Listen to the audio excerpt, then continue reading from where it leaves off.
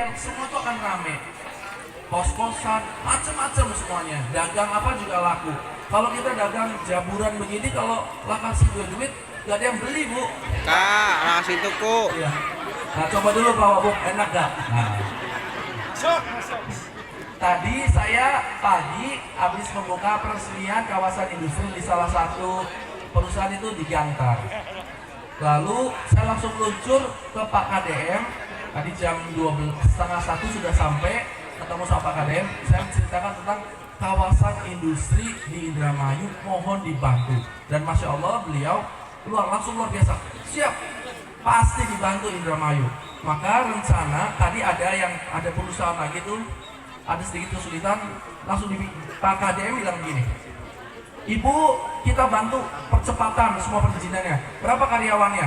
Tadi si perusahaan apa saya lupa, ibu itu bilang ada 10.000. 10.000. Tapi harus orang Indramayu ya, minimal 70%. Kata beliaunya 80% orang Indramayu semua. Mantap. Supaya banyak yang kerja. Dan ada berita bagus juga untuk teman-teman di Indramayu bagian barat sini, bahwa kita sedang mengusahakan ada exit tol, pintu tol keluar ke sini di Gantar. Betul. Memang masih rada jauh, tapi gak jauh banget. Nah, di Gantar. Kalau pintu tolnya sudah dibuka, surat-surat semua sudah lengkap, tinggal tunggu 1 atau 2 tanda tangan saja.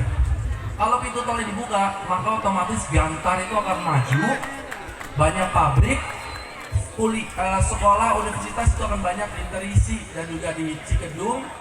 Lalu Horgelis itu pasti akan jadi kota yang lebih besar lagi. Saya juga minta izin sama Pak Gubernur untuk di Sukra akan ada tambah lagi, Pak Dewan, ada sekitar 1.000 hektar lagi kawasan industri, kandang haur, dan di patrol. Buat apa sih? Supaya kalau nanti pas mekar kita aja sudah mapan. Jangan sampai pas begitu perizinan buka, ya boleh Indramayu mekar, tapi dilihat dulu uangnya cukup nggak. Begitu dilihat ternyata nggak cukup, ya percuma. Perputaran ekonomi tidak cukup. Maka dari itu saya minta pada teman-teman semuanya untuk kita saling support, saling mendoakan, saling bahu-membahu membantu.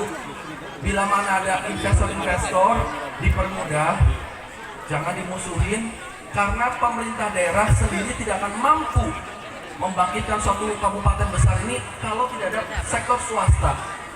Maka di era kepemimpinan saya bersama Pak Wabuk, insya Allah kita akan terbuka yang sebesar-besarnya untuk sektor swasta. Pak Wabuk, kalau boleh maju sebentar menyapa teman-teman. Anak beliaunya juga kan pas proses waktu itu di Dewan sempat ceritakan sedikit tentang proses pemekaran itu. Testimoni